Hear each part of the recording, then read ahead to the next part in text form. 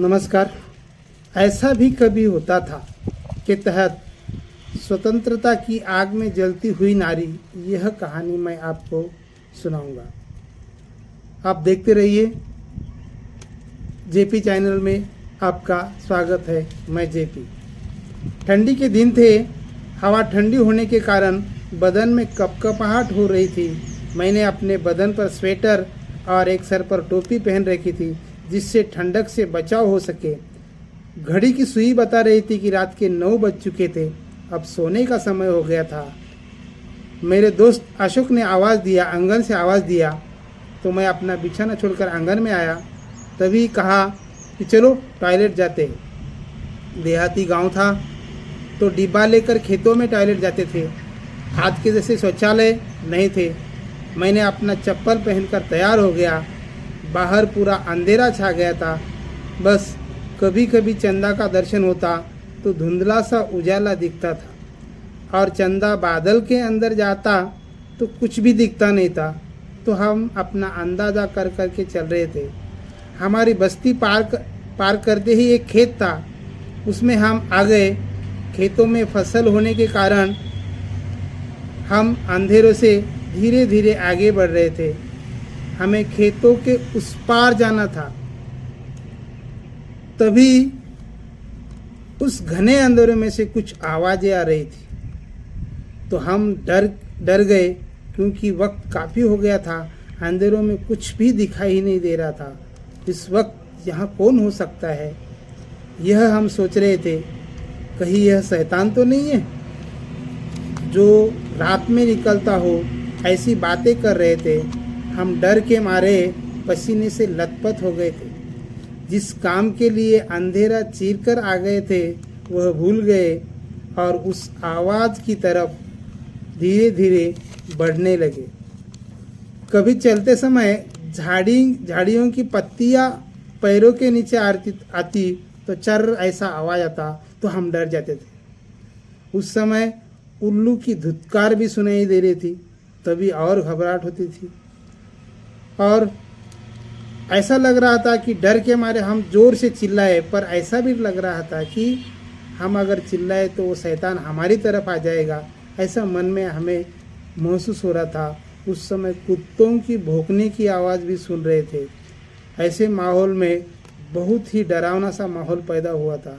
जब धीरे धीरे खेत के उस पार हम पहुँचे तो थोड़ी दूरी पर एक चीता जल रही थी। उसके अगल बगल में 4 आदमी हाथों में लकड़ियाँ लेकर खड़े थे। जलती हुई चीता के आग के कारण वो हमें साफ साफ दिखाई दे रहे थे। मैं और अशोक एक पेड़ का सहारा लेकर चुपके से वह नज़ारा देख रहे थे। वो आदमी दारू पी रहे थे। दारू से भरा हुआ कैन बगल में ही था। गांव में गावठी दारू जब बनाते हैं तो कैन में ही बेचते।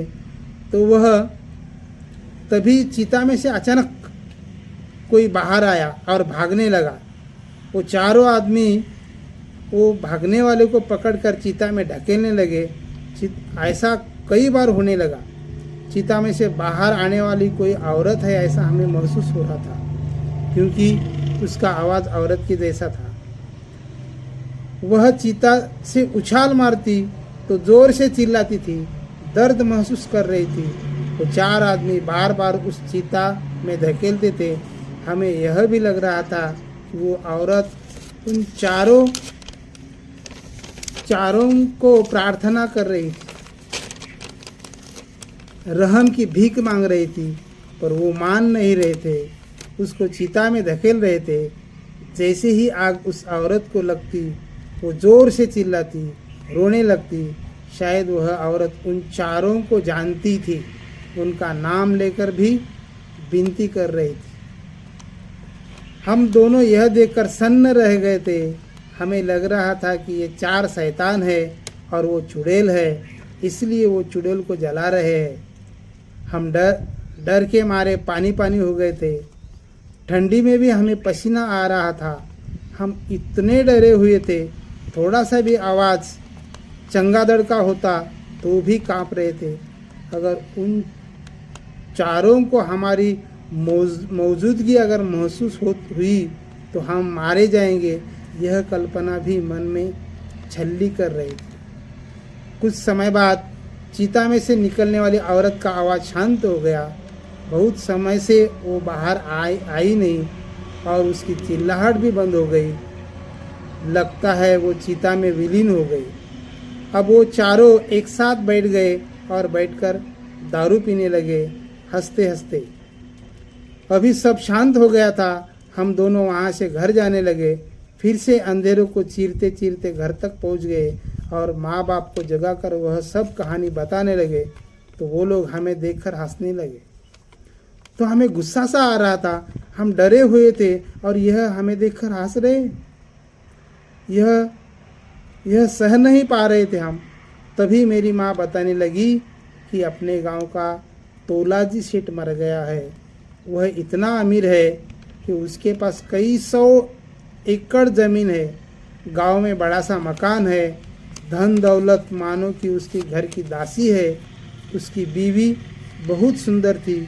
उसके ऊपर इतना सोना रहता था कि वो जब रास्ते से गुजरती तो सभी लोग स्तब्ध होकर खड़े होकर वो देखते थे, मानो कि कुछ समय ही रुक गया हो, इतनी सुंदर थी।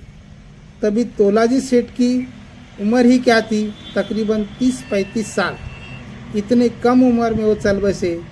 माँ ने सांस छोड़ दी, अपना पल्लू से आंखें पोंछने लगी और कहने लगी, नारी का जीवन यह अपने पति के साथ ही खत्म होता है। पति जब मर जाता है तब उसकी बीवी को भी उसके साथ जिंदा जलाया जाता है। यह यहाँ रीति रिवाज है। उसे ना माँ बाप और बहन या ऐसा कोई भी रिश्तेदार नहीं बदल सकता। बेटा, अपनी माँ के कोख से जन्म लेकर भी माँ को कभी बचा नहीं सकता। उसे अपने पति के साथ ही चिता में जलना होता है। चाहे लाख तकलीफ हो, आग को गले लगाना ही पड़ता है। ऐसा नहीं किया तो ये समाज के लोग उसे समाज के बाहर करवाते हैं और ये सदियों से चलता आ रहा है। यह प्रथा है, उसे कोई नहीं बदल सकता। जो तुमने देखा वह तोलाजी सेठ की चिता थी और चिता से बाहर आने वाली औरत उसकी बीवी है। जो 4 लोग खड़े थे वो अपने ही लोग हैं। उसमें से एक तुम्हारा पिता है जो उस औरत को चिता में बार बार धकेल रहे थे। इस प्रथा को सती प्रथा कहते हैं। जिनका पति मर जाता है उनकी जिंदा चिता पर रखते हैं और औरत का जीवन खत्म किया जाता है। यह भी प्रथा अंग्रेज शासक लॉर्ड विलियम बेंटिक ने 1829 में बंद किया। आपको यह जानकारी कैसी लगी? कमेंट, सब्सक्राइब, लाइक करो ताकि अगली जानकारी तुरंत मिले। धन्यवाद।